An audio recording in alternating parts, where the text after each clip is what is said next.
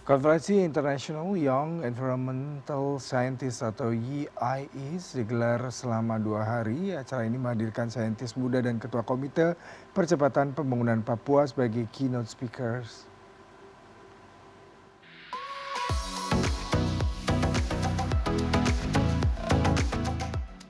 First International Young Environmental Scientist 2025 digelar untuk mendorong kolaborasi lintas negara dalam riset lingkungan.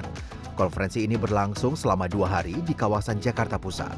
Tema konferensi adalah Building a Just and Climate Resilient Future, Youth Innovation for People, Nature, and Climate. Konferensi ini menjadi platform kolaborasi untuk mendorong riset dan langsung diintegrasikan ke dalam kebijakan publik. Ketua Komite Percepatan Pembangunan Papua, Felix Wanggai, hadir sebagai keynote speaker. Ia menyebut peran anak muda sangat penting.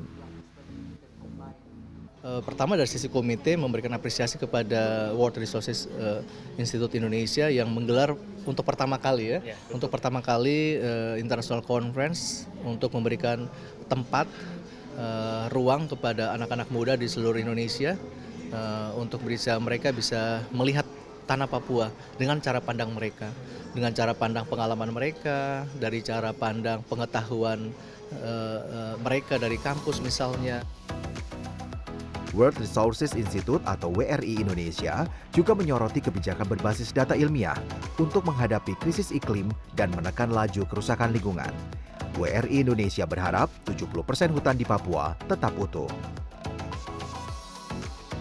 Ini ya, kita punya visi besar di WRI Papua untuk melindungi sekitar 70% dari tutupan hutannya agar tetap utuh, tapi juga melihat dari perlindungan masyarakat adatnya, perlindungan hak masyarakat adatnya, wilayahnya, lalu dari sosioekonominya mereka terus meningkat, lalu dengan adanya pemberdayaan masyarakatnya pun dari di level masyarakat, di level tapaknya begitu. Dengan dukungan dari WRI Indonesia dan mitra lainnya, konferensi ini menekankan pentingnya penyusunan kebijakan yang berkeadilan dan berkelanjutan, terutama dalam menjaga kelestarian lingkungan dan memberdayakan masyarakat adat. WRI Indonesia telah menjadi pendamping penting bagi pemerintah Papua dalam mengarahkan kebijakan pengelolaan sumber daya yang lebih baik. Kita mulai melakukan aktivitas berkegiatan sejak tahun 2017. Pertamanya kita masuk untuk kebijakan satu peta atau One Map Policy.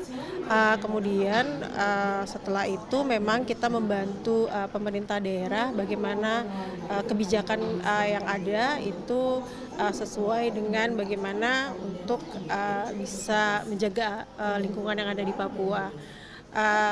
Kami berkomitmen berdasarkan deklarasi Manokwari tahun 2018 di mana inginnya bahwa seluruh tanah Papua tercover 70% hutannya itu dipertahankan. Dengan konferensi ini, generasi muda diharapkan dapat terus berperan aktif dalam membentuk masa depan yang lebih baik bagi tanah Papua.